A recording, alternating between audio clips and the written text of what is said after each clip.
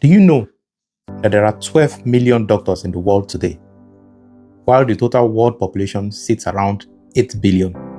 That means the ratio of doctor is about 1 doctor to every 625 patients. Now, when I say doctor, I mean all human doctor, from your eye doctor to the dentist to the surgeon and so on. Now, let's start with the US. The total number of doctors in the US is between 1 million and 1.1 million, while the population is about 340 million according to the 2024 census. That gives us a ratio of 1 doctor to every 309 people. That is for the US alone. Now, let's travel to the UK. The total number of doctors in the UK is around 216,000, and the UK population is around 68 million. That means the ratio is between 310 and 320 people per doctor. Now, from these figures, we can already see how the shortage affects people's life on a daily basis. Let's take, for example, in the UK alone. Many patients now wait for more than 2 weeks just to see their doctor. And if it's an urgent health situation, that 2 weeks can feel extremely long. And this is just for basic checkup. Seeing a specialist takes even longer. And finally, let's travel to Canada. The total number of doctors in Canada is about 97,000, and the population is about 39 million. That's roughly 1 doctor to every 402 patients. Now, if this is the case, how do you stand out and get the most out of your doctor appointment whenever you get to see them?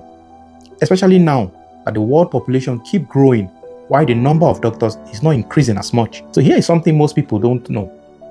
Doctors are more likely to remember and prioritize patients who engage with them as a people, not as a service provider. Now, what do I mean? A recent study in medical psychology shows that when doctors feel respected and acknowledged, they unconsciously spend more time, explain more clearly, and even fast-track cases where possible. Some say this is bribery. That is not bribery. It is human nature. Now, let me share my personal experience with you. A few months ago, I visited a hospital after waiting for 3 months. It was now my turn to see the doctor. When I get into the doctor's office, the doctor asked me, "So what brought me to the hospital?" At that moment, I offload all my problem on the doctor. Even though he listened to me very carefully, he examined me, asked me some few questions here and there. Then he wrote a prescription for me and he sent me to go for a test.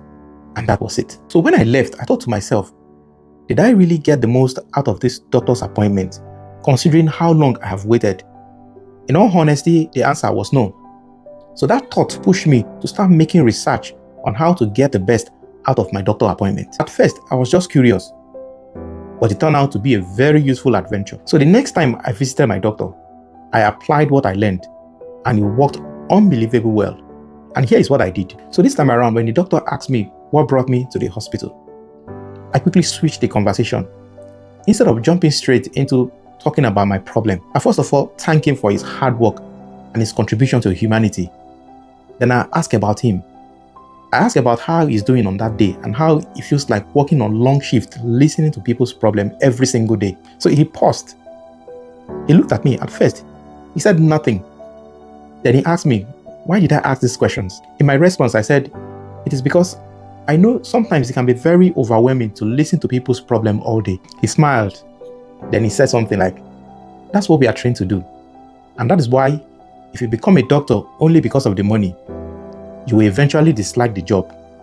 Being a doctor has to be driven by passion, not money. Then he said something that really touched me.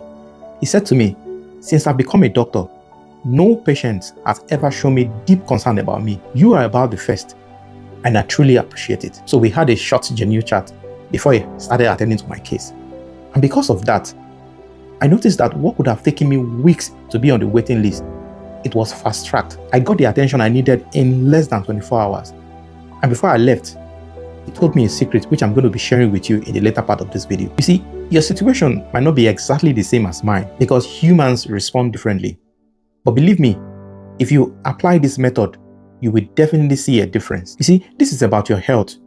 You must play your part well to get adequate attention. And this little thing I'm going to be sharing with you, money can never buy them. Now, let me share the secret my doctor told me.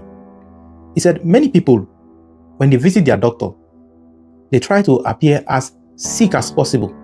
Some even neglect their appearance and look unkempt. But let's flip the table. If you are the doctor, and a patient came to you, wouldn't you prefer they at least care for their hygiene? He said showing up neat and clean naturally makes the doctor more willing to spend time with you. But if you have oral smell, you have strong body odor, and your case is not an emergency case, the doctor will subconsciously want to be quick with you. Now, don't forget, the goal is to get the most out of your doctor. So when you appear modest, even though you have some health challenges, they'll be more inclined to engage you and give you quality time. Now, another thing my doctor told me is this: try to ask as many questions as you can about your health. This shows that you care about your well-being. Doctors appreciate it more when your questions are organized. And a great way to do this is to write them down on paper before your appointment. That way, you don't get to forget. When doctors see that, it signals to them that you place great priority on your health. That action alone has a psychological effect. They will naturally want to give extra attention to your case. And most importantly, always appreciate your doctor before the consultation and even after. Thank them sincerely. It doesn't matter if they are being paid. It matters that you value them and get the best attention. Now, think of it like this. If you go to a restaurant and before you order that nice meal, you tip the waiter in advance, how do you think the service will go? Well, if you look at the real meaning of tip, it means to ensure promptness. Now, because you've appreciated them ahead of time, chances are they will go above and beyond for you. The same principle applies to doctors. Here, you're not tipping them with physical money, but your genuine gratitude and concern act as that tip, and it places you in a better position to enjoy excellent service. Now, I want you to remember this. The next time you visit your doctor, learn to communicate clearly. Doctors are trained to pick up details, but they are also humans. Avoid using a vague statement like, "I just don't feel well." Instead of saying that, be more specific.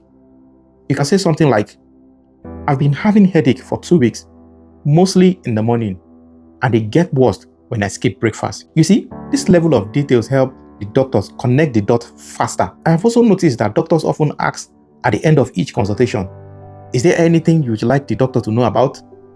In this situation, people usually hesitated and they say no. Then all of a sudden, they bring up a major issue. My doctor told me that this kind of attitude frustrates doctors because it feels like a trap.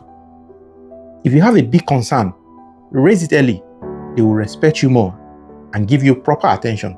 Now remember, the goal is to stand out from the rest of the patients who visit the doctor so you can get the best attention you need. I hope you find value in this video. And if you have watched this video up to this time, I want to say thank you. And also be sure to check out my other video. And I'll see you in the next one.